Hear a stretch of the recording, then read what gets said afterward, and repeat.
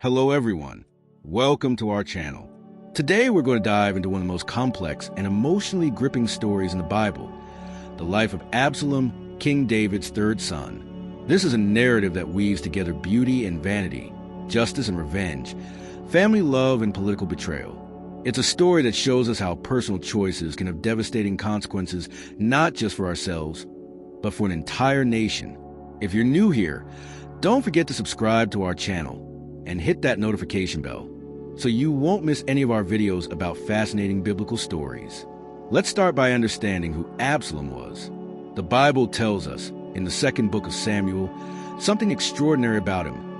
In all Israel, there was not a man so handsome and so well-built as Absalom. From the sole of his foot to the crown of his head, there was no blemish in him. Can you imagine?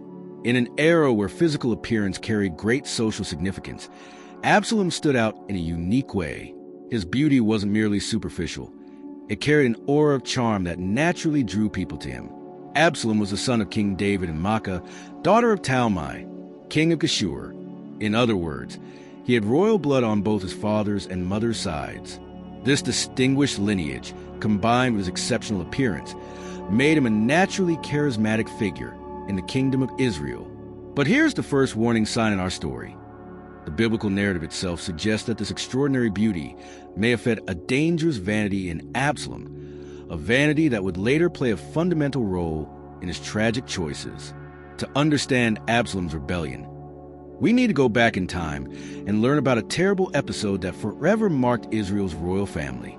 Amnon, King David's eldest son, developed a sick obsession with his half-sister Tamar, who was Absalom's sister. Consumed by this inappropriate passion, Amnon felt unable to express his feelings in any appropriate way. That's when Jonadab, Amnon's cousin, devised a sinister plan.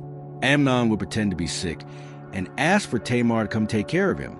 Trusting in her half-brother's innocence, Tamar went to Amnon's room to prepare food for him. What happened next was devastating. Instead of being treated with respect, Tamar was shocked by Amnon's violent behavior. Driven by lust, he forced her to lie with him. Tamar, horrified and traumatized, begged him not to commit this violence, pointing out that such an act would be considered shameful in Israel. But Amnon, blinded by his selfish desires, completely ignored his sister's pleas and raped her. After the violent act, something even more cruel happened. Amnon was overcome with deep contempt for Tamar and ordered her to leave the room immediately. Tamar, devastated and with her garments torn as a sign of mourning, went to her brother Absalom's house. When Absalom learned what had happened to his sister, a mixture of sadness and fury took hold of him. But what angered him most was King David's silence. His father, who should have been the guardian of justice in Israel, took no active measures to punish Amnon. This silence from David deeply aggravated Absalom's feelings of hatred and indignation. In his mind, if the king wouldn't deliver justice, then he would do it himself. Driven by the pursuit of justice, which gradually transformed into a thirst for revenge, Absalom devised a meticulous plan. The Bible tells us he waited 2 full years before taking any action. 2 years of planning. 2 years of letting anger grow within him. Finally, Absalom organized a great feast and invited all the king's sons, including Amnon. During the celebration, when Amnon was already off guard from wine, Absalom gave orders to his servants to kill him. Amnon was murdered as part of Absalom's revenge for Tamar's rape. After the crime, Absalom fled to the city of Geshur to escape the consequences of his actions.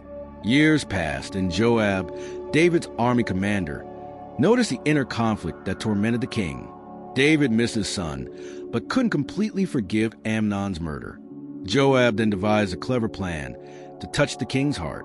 He sent a wise woman from Tekoa to tell David a fictional story about 2 sons, where one killed the other and the family seeks revenge.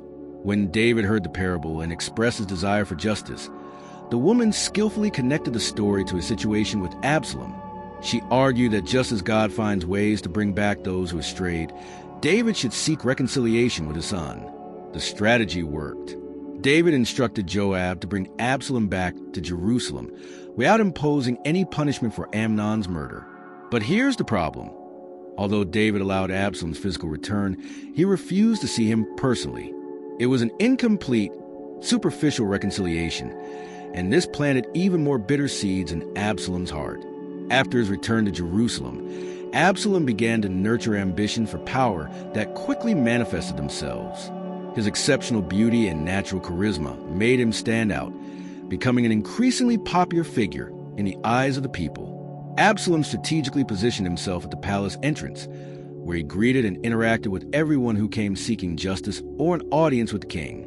Gradually, he began to win the people's sympathy through his persuasive actions and words. His strategy was brilliant and dangerous. He acted as if he were genuinely concerned about the people's welfare and subtly questioned King David's administration of justice. "If I were king," he would hint, "I would be a more compassionate and effective leader." Absalom traveled throughout the country, visiting various cities and regions, using his influence to gain allies.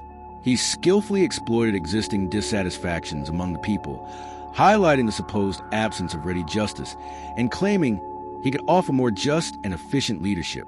Through these political strategies and manipulation of public opinion, Absalom gradually undermined David's authority. He subtly criticized the king's decisions and suggested that the current government wasn't meeting the people's needs. His charismatic and persuasive approach created a growing division between the king and his own support base. The son was literally stealing the people's hearts from his own father. The situation reached a critical point when Absalom proclaimed himself king in Hebron, initiating an open rebellion against his own father.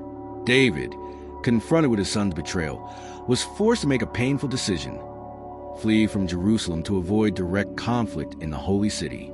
Imagine the pain in this father's heart, having to abandon his own capital because of his son's rebellion. The narrative reached its climax in the Battle of the Forest of Ephraim, where forces loyal to David faced Absalom's rebel troops. It was a fierce battle that resulted in a series of bloody confrontations. During this battle, something happened that perfectly symbolizes all the irony of Absalom's story. He was caught by his long hair in an oak tree while riding a mule. The same charisma and beauty that initially made him stand out, especially his magnificent hair, literally became his downfall. When his long hair got caught in the oak tree, he became vulnerable and an easy target for the soldiers. Joab, David's army commander, decided to ignore the king's specific orders to spare Absalom's life. Absalom was killed, marking the tragic end of his rebellion. Absalom's death caused overwhelming sadness in David, who deeply mourned the loss of his rebellious son. Despite the military victory, this was a bitter defeat for a father's heart. But to fully understand this story, we need to see the bigger picture. The tumultuous events involving Absalom, from Amnon's murder to conspiracy and rebellion, were intrinsically linked to a broader narrative of consequences and divine discipline. The root of all these events was related to David's previous sin with Bathsheba and the subsequent murder of Uriah, her husband. The adultery and murder were actions that directly challenged divine commandments. The prophet Nathan had been sent by God to confront David with his sins. Despite David's sincere repentance and divine forgiveness, God announced three major consequences. First, the child born from the illicit union with Bathsheba would die, and this was fulfilled. Second, the sword would never depart from David's house, and we saw this tragedy fulfilled with violence within his own family. Third, David's actions would be exposed publicly, and this happened when Absalom set up a tent on the palace roof and slept with David's concubines in the sight of all Israel. Absalom's story teaches us profound lessons about the consequences of our choices. We see how beauty and charisma, when combined with vanity and unbridled ambition, can lead to destruction. We also learn about the importance of justice and genuine reconciliation. David's silence in the face of Amnon's crime and his incomplete reconciliation with Absalom planted seeds of bitterness that grew until they became a devastating rebellion. Finally, this narrative shows us that our actions have consequences that go far beyond ourselves. They affect our families, our communities, and even entire nations. So, what did you think of this fascinating and tragic story of Absalom? Leave your thoughts in the comments. Tell us which aspect of the story caught your attention the most.